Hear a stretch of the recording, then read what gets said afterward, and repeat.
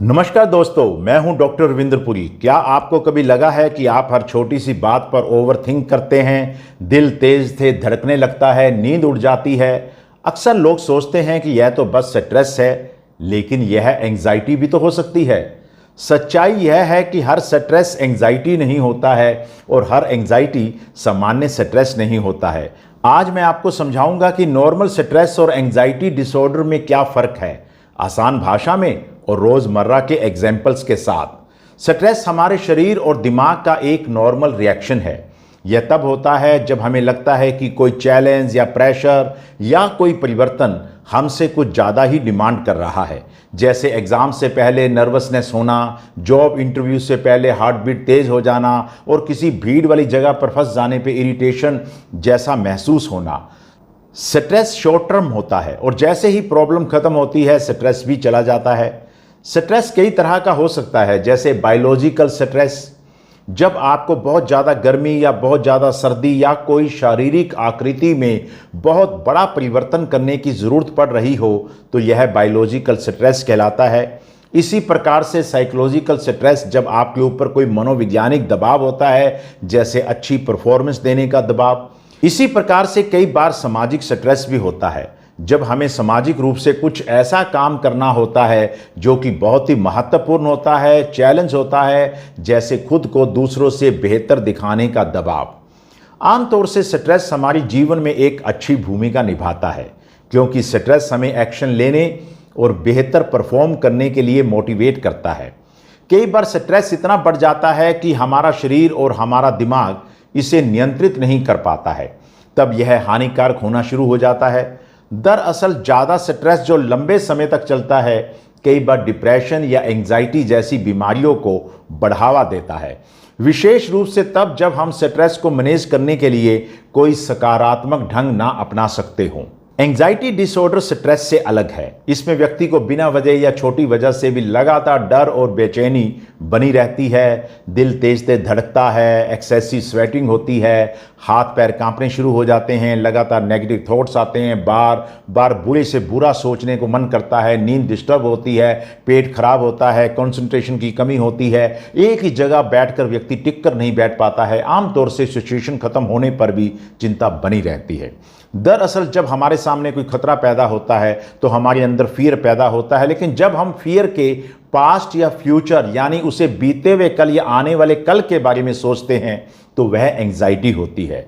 जैसे आपके सामने शेर आ जाए तो उस समय आप फियर महसूस करेंगे, किंतु शेर कहीं आ ना जाए यानी कि भविष्य के बारे में सोच लेना, या शेर जब कल आया था तो वो मुझे मार ना देता यानी कि पास्ट का फियर, तो यह एंजाइटी है। मतलब past and future of fear is called anxiety. Anxiety normal और एबनॉर्मल दो तरह की होती है। नॉर्मल एंजाइटी मतलब जो हमें आमतौर पे थोड़ी बहुत रहनी चाहिए, उतनी एंजाइटी बिल्कुल सामान्य बात है। किंतु जब एंजाइटी की मात्रा बढ़ जाए और इसका समय भी बढ़ जाए तो यह एबनॉर्मल एंजाइटी बन जाती है, यानी कि यह बीमारी बन जाती है। दरअसल एंजाइटी डिसऑर्डर में बॉडी का अलार्म सिस्टम बार बार बजता है, जबकि असली खतरा नहीं होता है। यानी हम किसी खतरे को इमेजिन करने लग जाते हैं, जैसे कल कुछ बुरा ना हो जाए, इंटरव्यू खत्म होने के बाद भी हफ्तों तक सोचते रहना मैंने कुछ गड़बड़ कर दी है, किसी छोटे हेल्थ सिम्टम को लेकर यह सोचना कि ये कहीं बहुत बड़ा रोग ना बन जाए, कोई बीमारी ना बन जाए। तो आप आसान भाषा में समझ सकते हैं, नॉर्मल स्ट्रेस किसी खास सिचुएशन से जुड़ा होता है, जबकि एंजाइटी डिसऑर्डर कई बार उसकी वजह ही नज़र नहीं आती है। नंबर 2, नॉर्मल स्ट्रेस सिचुएशन खत्म होते ही आमतौर पे खत्म हो जाता है। एंजाइटी डिसऑर्डर लंबे समय तक चलता रहता है, कई बार महीनों तक चलता रहता है। नॉर्मल स्ट्रेस मोटिवेट करता है, परफॉर्मेंस इंप्रूव होती है इससे, जबकि एंजाइटी डिसऑर्डर लाइफ डिस्टर्ब करता है और परफॉर्मेंस गिरने लग जाती है। नॉर्मल स्ट्रेस मैनेजेबल होता है, समझ आता है कि ये क्यों हो रहा है। एंजाइटी डिसऑर्डर अनकंट्रोलेबल होती है और खुद को हम रोक नहीं पाते हैं। यहाँ यह बात याद रखना जरूरी है कि एंजाइटी डिसऑर्डर तभी बीमारी माना जाता है जब वह किसी और बीमारी जैसे थायराइड आदि के कारण ना हो या महिलाओं में मोनोपाज के कारण ना हो। कई बार चिंता जैसे लक्षण किसी दवाई के सेवन या उस दवाई को छोड़ने के कारण भी हो जाते हैं, तब भी यह एंजाइटी डिसऑर्डर नहीं माना जाता है। कई बार एंजाइटी उत्तेजित करने वाली दवाइयां लेने के परिणाम स्वरूप भी हो सकती है, तब भी यह एंजाइटी डिसऑर्डर नहीं मानी जाती है। अगर चिंता 6 महीने से ज़्यादा बनी रहती है, अगर आपके काम, पढ़ाई, रिश्ते, नींद, सेहत पर इसका प्रभाव पड़ने लग जाता है, अगर बार बार पैनिक अटैक्स आ रहे हैं, अगर आपको लगता है कि आप नॉर्मल जीवन नहीं जी पा रहे हैं, तब आपको मनोवैज्ञानिक हेल्प की ज़रूरत होती है। अगर आपको लगता है कि आपको एंजाइटी है, लेकिन यह बीमारी वाली एंजाइटी नहीं है और आप उस पर नियंत्रण कर सकते हैं, तो आप घर बैठे भी कुछ टेक्निक्स का इस्तेमाल कर सकते हैं। नंबर 1, आप डीप ब्रीदिंग कर सकते हैं। 4 सेकंड के लिए सांस लीजिए, 7 तक रिटेन कीजिए, 8 तक उसको छोड़िएगा। इसी प्रकार से आप ग्राउंडिंग एक्सरसाइजेज भी कर सकते हैं। आपने अपनी 5 सेंसेस का इस्तेमाल करना है। 5 चीज़ें देखनी है, 4 चीज़ों को छूना है, 3 चीज़ों को सुनना है, 2 को सूंघना है, 1 को चखना है।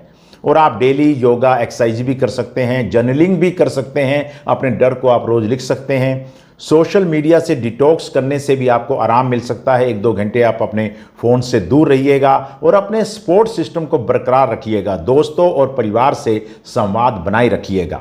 इसके अलावा प्रोग्रेसिव मसल रिलैक्सेशन टेक्निक भी यूज़ कर सकते हैं। इसके लिए आप बहुत ही शानदार मेरी वीडियो जो है उसे भी देख सकते हैं।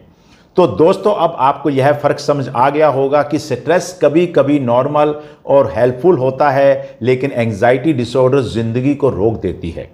याद रखिएगा, स्ट्रेस मैनेज करना आपके हाथ में है और एंजाइटी को भी आप मैनेज कर सकते हैं, कंट्रोल कर सकते हैं, इलाज कर सकते हैं। अगर आपको कुछ समय से चिंता रहती है, घबराहट होती है, कभी एसिडिटी तो कभी बेवजह की थकान रहती है और आप खुद इसे ठीक नहीं कर पा रहे हैं, तो आप मनोवैज्ञानिक सहायता ले सकते हैं।